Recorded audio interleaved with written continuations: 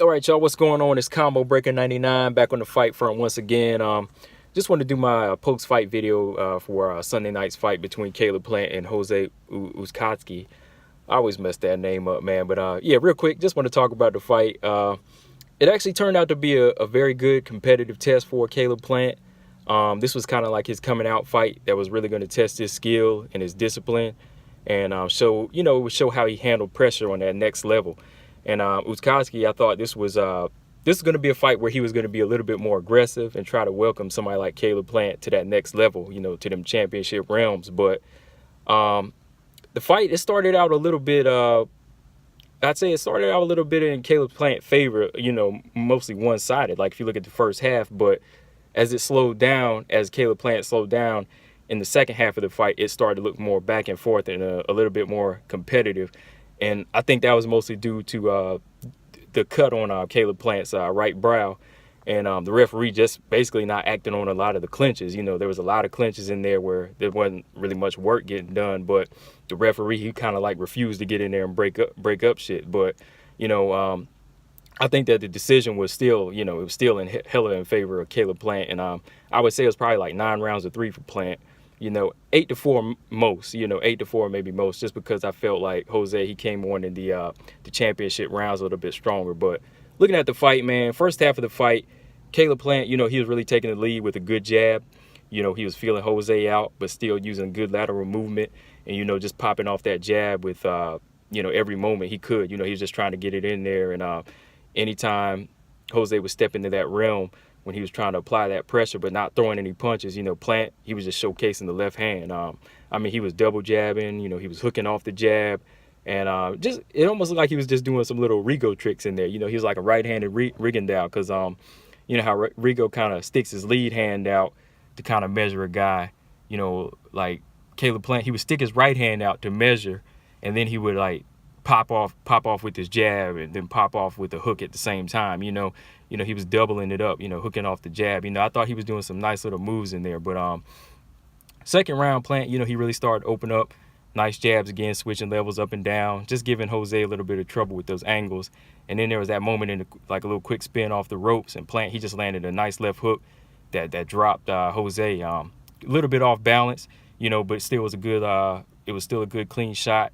And he was losing the round anyway, but that was just a good way to top it off. And again, in round 4, Jose, he wasn't letting his hands go, but he kept coming forward till finally, again, he started to, he started to back up Caleb Plant a little bit more.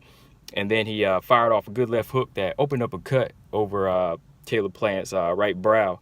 And as they were backing into the ropes again, he landed a good right hand, but off the ropes, Caleb Plant, he landed a good right hook to the body, left hook to the body, and then a left hook up top. That was like a good 3-punch combination in that sequence. And he was able to drop him with that final left hook up top. He dropped Jose again. And that punch, that time, it really did hurt him. And I could tell that Jose, he was hurt when he got up. But overall, that first half of the fight, I'd say up to round 6, I'd say Plant was really controlling it nicely, just with the jab and just some nice boxing. But around round 6, that's whenever Caleb Plant was kind of slowing down a little bit. And I think there was a lot more clinch fighting in this in the second half. I'd say it started looking a little bit more rough and dirty. Like I said, there was a lot of holding in like round 7 and 8. But I say that Caleb Plant, he was still getting some effective work off in there. But there was times whenever they were just holding, and the referee, he just wasn't breaking up because, the arms was out. But, he was just kind of like standing there waiting for them to break up. But, I understand whenever a Plant or Jose was kind of holding, because, those little veteran tricks to kind of slow a fighter down.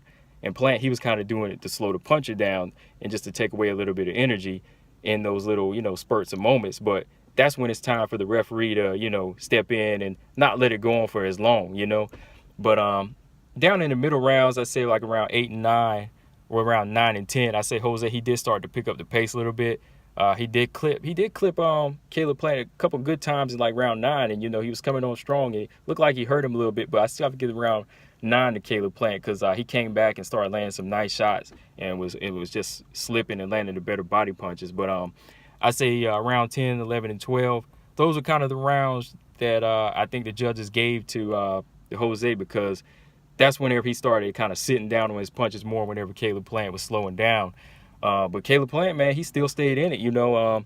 I still would say he was still getting off good combinations, off to the body and to the head, and just jabbing. He was still jabbing all the way to the end.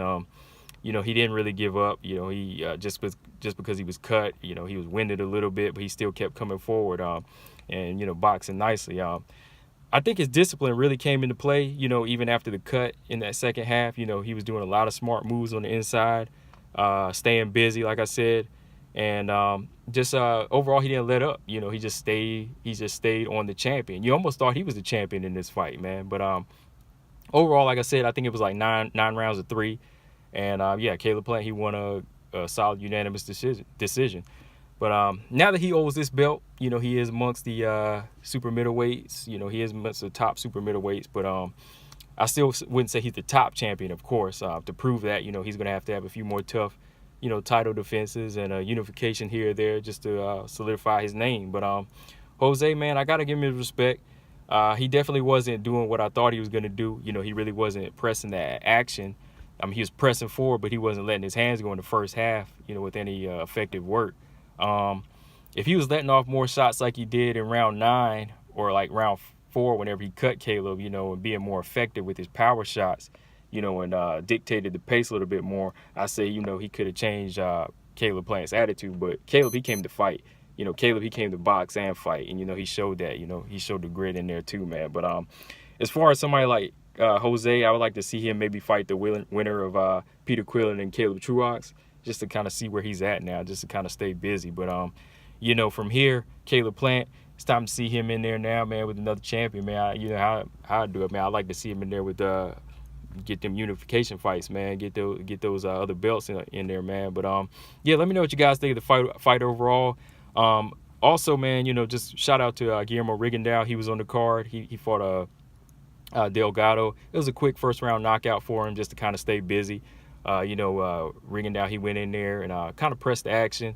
He was kind of out of his regular character of boxing. I guess he just pressed the action because he knew Delgado wasn't really too game. And he landed a big left hand that dropped him at the end of the first round. And that was a little solid first round knockout comeback for Guillermo Rigondeaux.